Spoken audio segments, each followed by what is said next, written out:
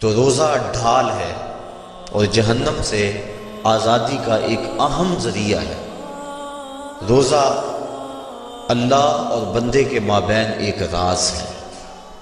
روزہ نور ہے، ضیاء اور روشنی ہے، اور آقا کریم صلی اللہ علیہ وآلہ وسلم نے روزے کی فضیلت بیان کرتے ہوئے ارشاد فرمایا کہ ہر شے کی کوئی زکوٰۃ ہوتی ہے، انسان کے جسم کی زکوٰۃ روزہ ہے۔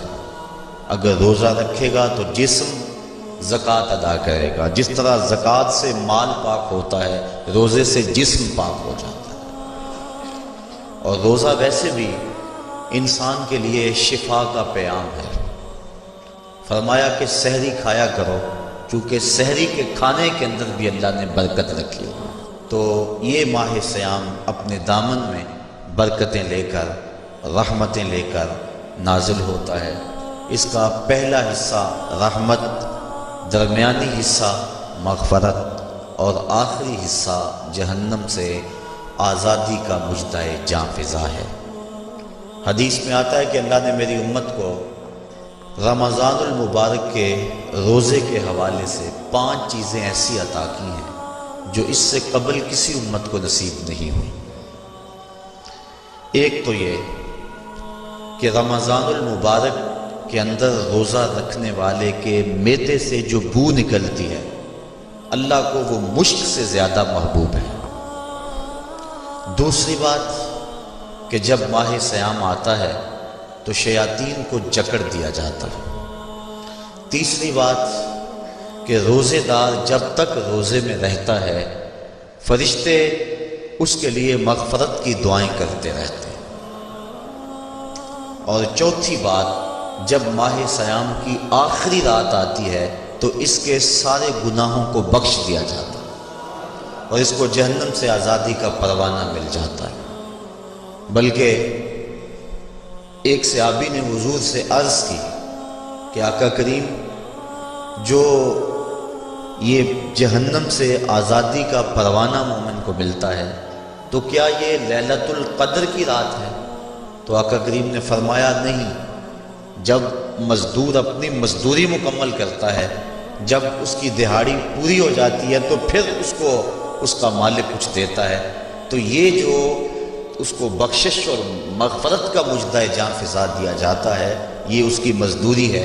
اور فرمایا کہ جو لیلۃ القدر کی برکتیں اس کو حاصل ہوتی ہیں، یہ اس کے علاوہ۔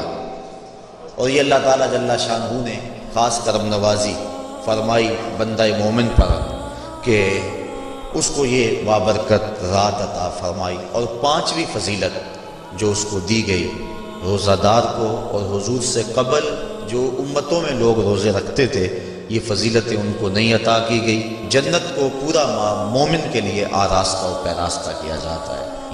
حضرت ابو ہریرہ رضی اللہ تعالی عنہ سے ایک روایت مروی ہے جس کو امام بخاری اور امام مسلم نے روایت کیا کہ آقا کریم علیہ السلام نے ارشاد فرمایا، قال اللہ عز وجل، اللہ جل شانہ ارشاد فرماتا ہے، کل عمل ابن آدم لہو، ابن آدم کا ہر عمل اسی کے لیے ہے، الا الصوم فإنہ لی، ہاں مگر روزہ ہے جو وہ میرے لیے رکھتا ہے، وأنا أجزی بہ، اور اس کی جزا میں اسے دوں گا۔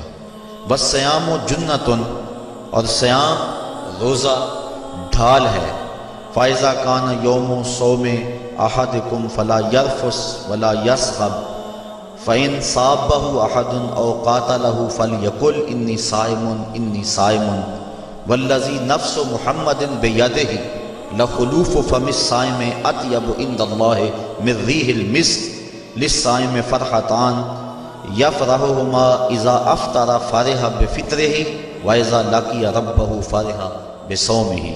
تو فرمایا کہ جب کوئی شخص روزہ رکھتا ہے تو اس کا یہ عمل اللہ کے لیے ہے اور اللہ تعالیٰ اس کی جزا دے گا۔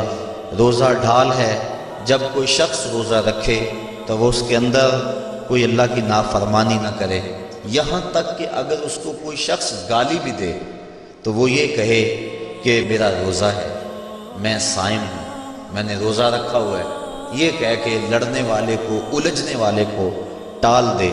حضور نے ارشاد فرمایا مجھے قسم ہے اس رب کی جس کے قبضے میں محمد کی جان ہے کہ روزہ دار کے معدے سے جو بو نکلتی ہے اللہ کو وہ مسک یعنی کستوری کی خوشبو سے زیادہ محبوب ہے۔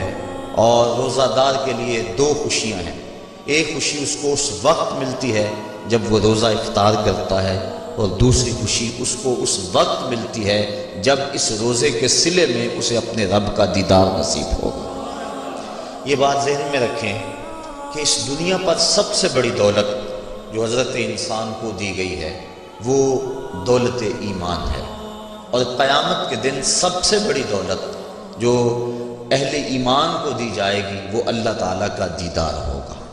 جنت کے حور و قصور، جنت کے محلات، جنت کی اعلی نصب نعمتیں، دنیا کی کوئی دولت اور دنیا کی کوئی نعمت جنت کی کسی نعمت کا مقابلہ نہیں کر سکتی، لیکن جنت والے جنت میں جا کر جس نعمت کو سب سے بڑا سمجھیں گے، اور وہ ہوگی بھی حقیقت میں سب سے بڑی نعمت، ایسی نعمت کہ اس نعمت کے ملنے پہ باقی ساری نعمتوں کو بھول جائیں گے، وہ یہ ہے کہ رب اپنے رخ کرم سے پردہ ہٹا دے گا اور ان کو اپنا دیدار عطا فرما دے گا۔